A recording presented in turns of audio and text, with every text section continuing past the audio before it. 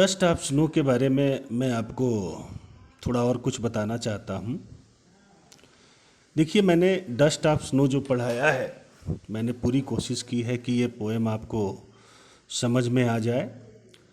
लेकिन WhatsApp group में कुछ बच्चों ने कुछ प्रश्न किया है और उन प्रश्नों के जवाब में मैं बता देना चाहता हूँ कि यह कविता जो है हमारे समाज में फैले अंधविश्वास पे लिखी गई है।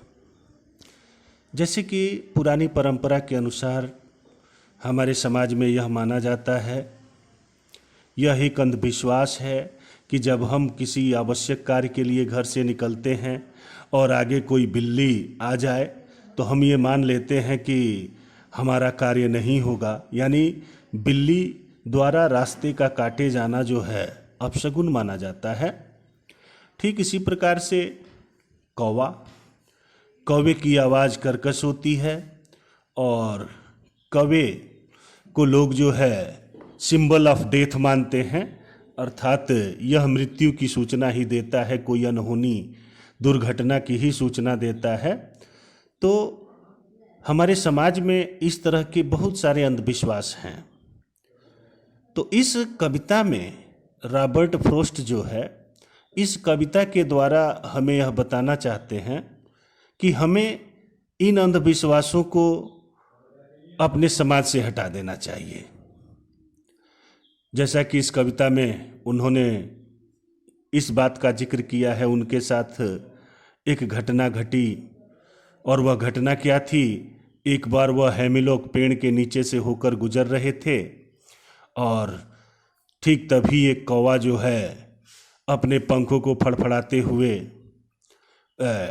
हेमिलॉक पेड़ के डाल पर बैठा और पत्तों पर बर्फ का टुकड़ा जो जमा हुआ था, रुका हुआ था, कुछ टुकड़ा जो है उनके ऊपर गिरा और उनके विचार ही बदल गए। यानी पहले वे बहुत ही दुखी थे, उदास थे किसी समस्या को लेकर, लेकिन जब कौवे द्वारा बर्फ के टुकड़े उनके ऊपर गिराए गए, बर्फ के स्प्रिंकल्स उनके ऊपर जब गिराए गए हेमलॉक ट्री के पत्तों से, तो उनका जीवन सुखमय हो गया। यानी प्रारंभ में जब हम देखते हैं इस कविता में, तो कवि जो है बहुत ही दुखी थे, उदास थे किसी बात को लेकर लेकिन जब वो हेमलॉक पेड़ के नीचे से गुजरे और कौवे ने हेमलॉक पेड़ के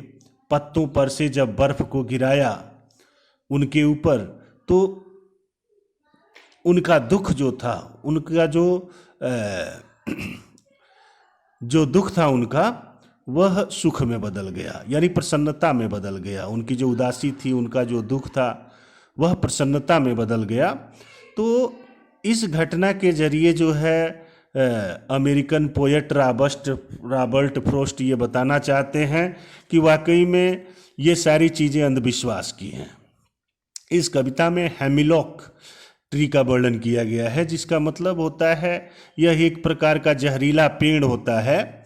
तो ये क्या है, इल ओमेंस यानी सिंबल ऑफ डेथ। इस कविता में जो हेमिलॉक ट्री और क्रो का वर्णन किया गया है, तो ये जो है सिंबल ऑफ डेथ हैं, या हम कह सकते हैं अपशगुन माने गए हैं। ये समाज के लिए लोग मानते हैं, लेकिन कवि के साथ ये जो छोटी सी घटना घटी, कौवे के द्वारा हेमलॉक पेड़ से या पेड़ के पत्तों से बर्फ को कवि के ऊपर गिराने की जो क्रिया हुई, इससे कवि के जीवन में जो है सुखमय परिवर्तन आया। तो इस कविता के थ्रू कवि यह बताना चाहता है कि हमारे समाज में प्रचलित जो अंधविश्वास है, उस अंधविश्वास को हमें जो है भुला देना चाहिए, छोड़ देना चाहिए। तो इस कविता के थ्रू कवि का यही मैसेज है। अभी कुछ छात्रों ने ये प्रश्न किया है कि कवि जो है इस कविता के थ्रू हमसे क्या कहना चाहता है।